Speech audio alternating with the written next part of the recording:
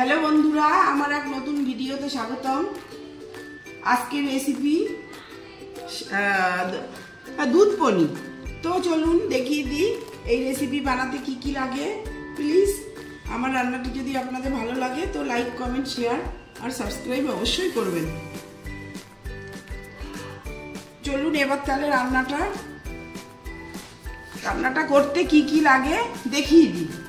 এই যে এখানে পনির আছে 200, এখানে আদা কাঁচা লঙ্কা 4টে আছে, এখানে কাশ্মীরি লঙ্কার গুঁড়ো, এখানে লবণ, এখানে হলদি, এখানে কাজু বাদাম, পোস্ত, টমেটো কুচি আর এখানে গোটা গরম মশলা, এটা গরম মশলা গুঁড়ো আর এই যে সাদা তেল।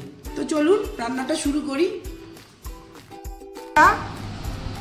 এই দুধ পনির রান্না করতে এখানে 2 চামচ টক দই আছে আর এখানে দুধ আছে গরুর দুধ আর এখানে কেশর আছে।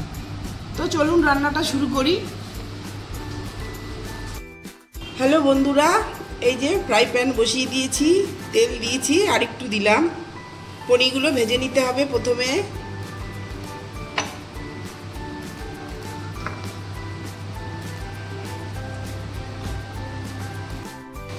এই যে পনিরটা দিয়ে দিলাম, লবণ দিলাম,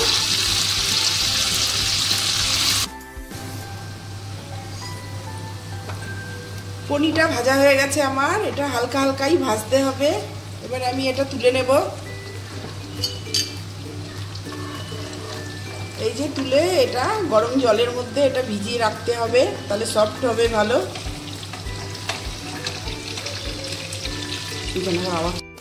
এই যে মিক্সার গ্রাইন্ডে এইগুলো পেস্ট করে নেব। এই যে কাজু বাটা, কাজুটা দিয়ে দিলাম,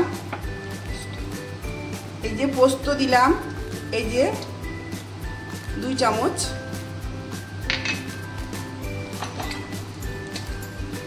এখানে আদা কুচি আর কাঁচা লঙ্কা 4টে,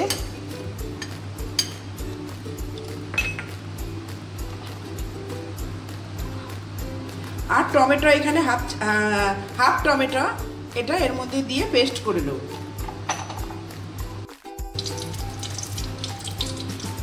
এবারে ফোড়নটা দিয়ে দিলাম তেলে, দারচিনি, এলাচ আর লবঙ্গ,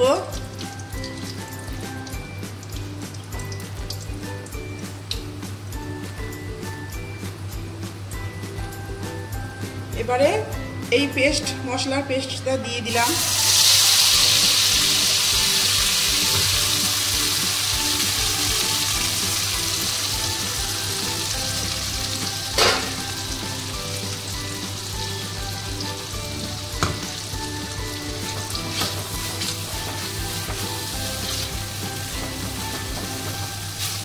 কষিয়ে নিতে হবে।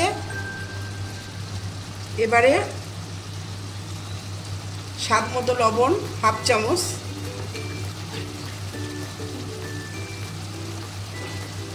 হলুদ হাফ চামচ,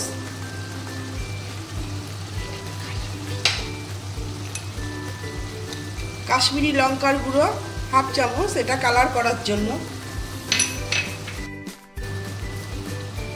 স্বাদ মতো চিনি দিলাম হাফ চামচ,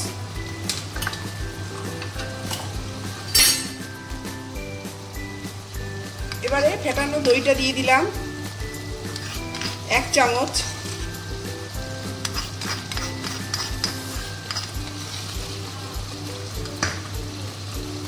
এবারে মশলাটা দেখেন তেল বেরিয়ে গেছে কি সুন্দর বন্ধুরা।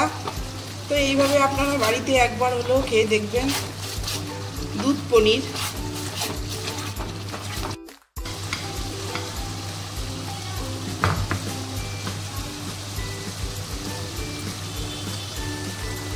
এইবারে এই গরম জলে ভিজানো পনিরগুলো এর মধ্যে দিয়ে দিলাম।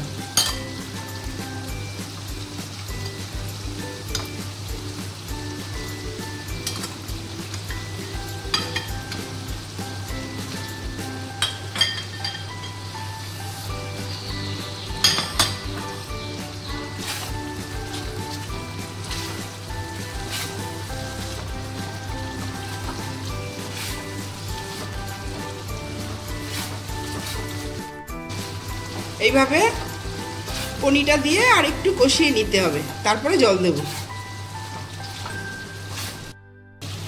এবারে পনিরটা কষানো হয়ে গেছে, এই যে তেল ছেড়ে গেছে বন্ধুরা দেখেন। আর এই যে কেশর আর দুধটা এর মধ্যে দিয়ে দিলাম।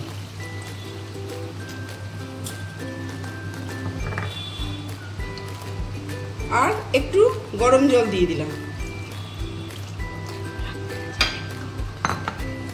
আপনারা চাইলে শুধু দুধ দিয়েও বানাতে পারেন। আমি একটু জল দিলাম, দুধ দিলাম, আবার একটু জলও দিলাম।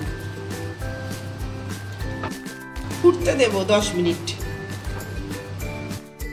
দুধ পনির আমার রেডি। এইবারে দিলাম কাসুরি মেথি আর দিলাম একটু গরম মশলা। তো আমার রান্নাটা রেডি।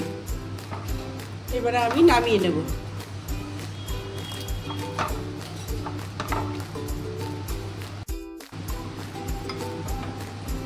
এই যে এটা নামিয়ে নিচ্ছি, এবার সার্ভ করব।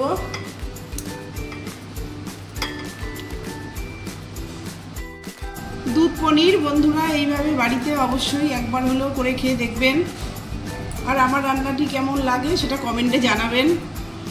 আর আমার রান্নাটি যদি আপনাদের ভালো লাগে তো লাইক, কমেন্ট, শেয়ার, সাবস্ক্রাইব অবশ্যই করবেন, করতে ভুলবেন না। আর রাধে রাধে, ধন্যবাদ।